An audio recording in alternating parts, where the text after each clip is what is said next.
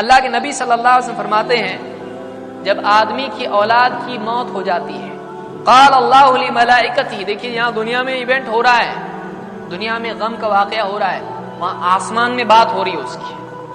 نام لے کے فلاں بندہ اس کا آج ایسا ہوا، فلاں ابن وہ غریب ہوگا، اس کے پاس گھر میں کھانے کو ہے نہیں ہے وہ بھی معلوم نہیں، وہ کوئی بہت بڑی ڈگری ہولڈر نہیں ہے، بہت پڑھا لکھا نہیں ہے، اس کو کوئی زیادہ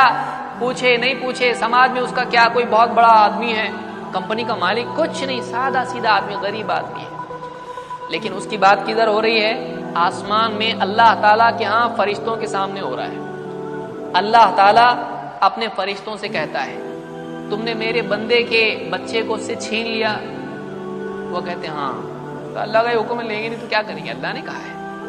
ہاں ہم نے اس سے اس کی اولاد کو چھین لیا ہے۔ فیقول، اللہ کہتا ہے تم نے اس کے جگر کے ٹکڑے کو اس سے چھینا ہے، یعنی اس کے دل کا ٹکڑا،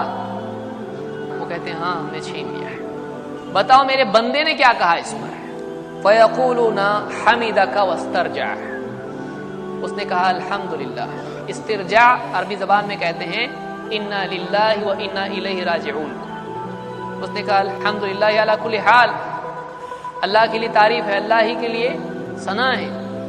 انا للہ و انا الیہ راجعون، بس اس نے اتنا ہی کہا، یعنی شکایت نہیں کی۔ فیقول اللہ، اللہ تعالیٰ فرماتا ہے میرے اس بندے کے لیے جنت میں گھر بناؤ اور اس کا نام رکھو حمد کا گھر، یہ بیت الحمد ہے، یعنی اس بندے کے لیے ایک خاص گھر ہوگا،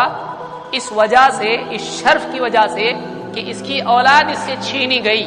لیکن اس نے اللہ کی شکایت نہیں کی، اللہ کی حمد کی اور کہا انا للہ و انا الیہ راجعون۔ آدمی رکھتا ہے نا اپنے گھر کا رحمت منزل، اور اس پہ لکھتے ہیں بہت سارے لوگ ھذا من فضل ربی، اللہ کی طرف سے نام دیا جانا اصل چیز ہے۔ انسان بڑے سے بڑا نام دے سکتا ہے، سلطان منزل،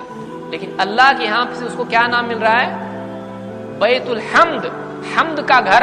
اللہ کی تعریف والا گھر۔ یہ گھر ملا ہے کس وجہ سے؟ اس لیے کہ اس نے اتنے بڑے دکھ پر بھی اللہ کی حمد کی ہے، اللہ تعریف کے لائق ہے، اللہ کی شکایت نہیں، اللہ کو برا نہیں بول سکتے ہم، اللہ جو بھی کرتا ہے صحیح کرتا ہے، اللہ کچھ غلط نہیں کرتا ہے۔ تو یہ کس کے لیے ہے؟ یہ اس آدمی کے لیے، اس انسان کے لیے ہے جس کی اولاد چھن جائے لیکن وہ اللہ کی حمد کرے،